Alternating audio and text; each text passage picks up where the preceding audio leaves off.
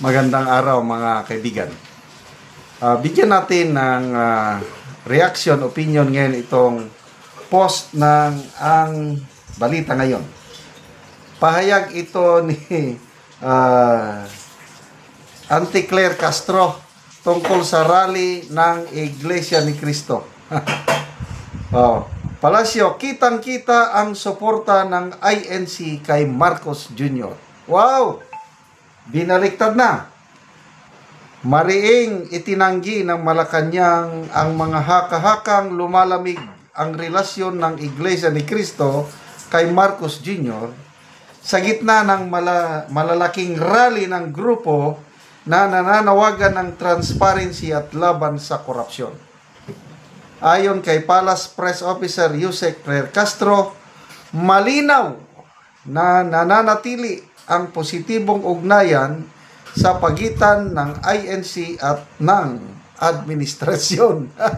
Ayos Sa kanyang pahayag, binigyan diin ni Castro na ang panawagan ng INC ay tugma sa advokasya ng Pangulo. Tingin natin, sabi ni Castro, pinakita naman ng members ng INC na sila ay laban sa korupsyon at yan din ang daan na tinutungo ng Pangulo. So, wala tayong nakikita sa hindi susuportahan ng INC ang Pangulo. Wow! So, pro-Marcos pala itong INC rally na ito. Nilinaw rin ni Castro na hindi laban sa Pangulo ang direksyon ng kilos protesta, kundi laban sa mismong mga aligasyon ng katiwalian na kailangan umanong matugunan. Dito tayo mamana. Sino bang binulgar ni Saldico na nag-utos sa kanya na mag-insert ng 110 billion sa budget? O diba? Ay nako.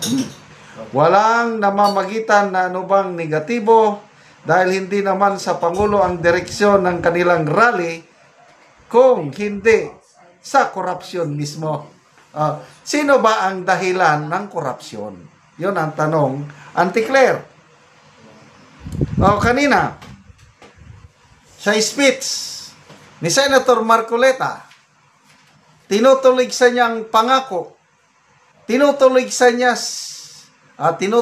niya ang Marcos administration, specifically Auntie Claire Castro, na nagsabing AI daw ang video ni Saldico. Sabi ng senador, paanong AI yun? Nakikita ko may anino si Saldico.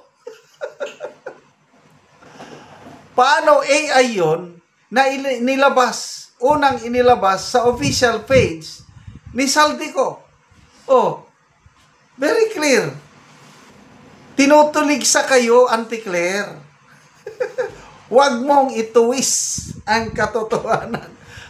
In fairness, ang galing talaga ni Auntie Claire.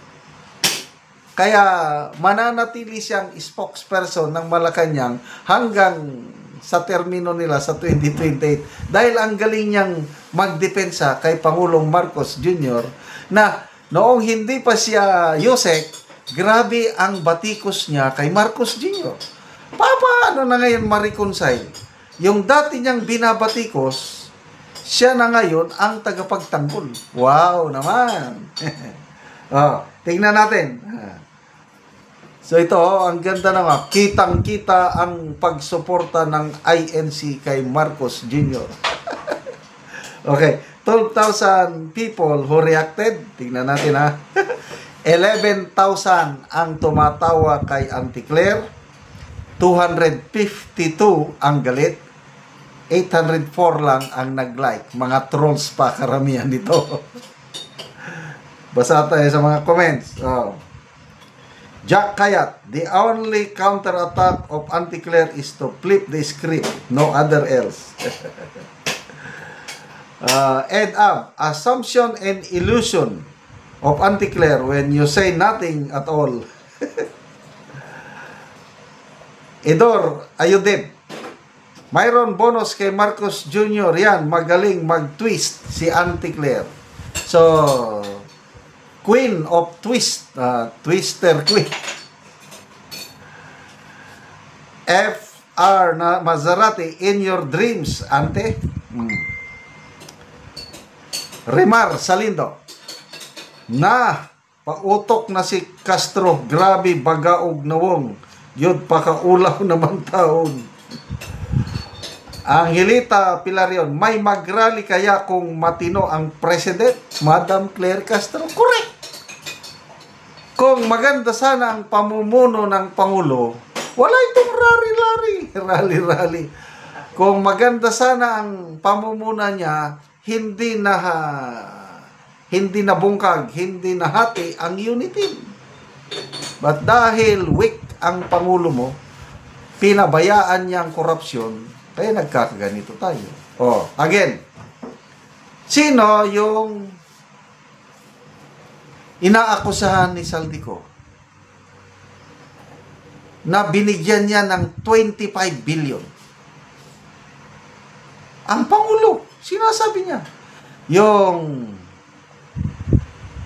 sinabi ni Henry Alcantara na 21 billion na binigay nila kay Martin Romualdez, pinabulaanan ni Saldico, sabi niya, 56 billion yan na i-deliver kay Martin at kay Pangulong Marcos Jr. Those are very serious accusations at bahala ang taong bayan kung sino ang paniniwala nila. Kasi sabi ng Malacanang, ang mga sinasabi ni Saldico ay baseless dahil hindi sinumpaang salaysay. Sa korte, yes, baliwala yun. Kailang sa mata, sa court of public opinion, it matters. Nasa tao na ang pagpapasya kung paniwala na. One is telling the truth and the other is telling a lie. Sino ngayon ang nagsasabi ng totoo? Si Saldico o itong Martin Romualdez, magpinsan, Marcos Jr.? Ako, personal opinion ko lang ito, mas naniniwala ako sa sinasabi ni Saldico dahil he is an insider. Galing siya sa loob. Nasa circle siya ni Martin Romualdez. Siya ang bagman ni Martin Romualdez at pinagkakatiwalaan ng Pangulo. Okay, salamat mga kaibigan sa inyong pagsubaybay sa ating channel. Nakakatulong kayo ng maigi sa tribong Talandig ng Bukidnon dahil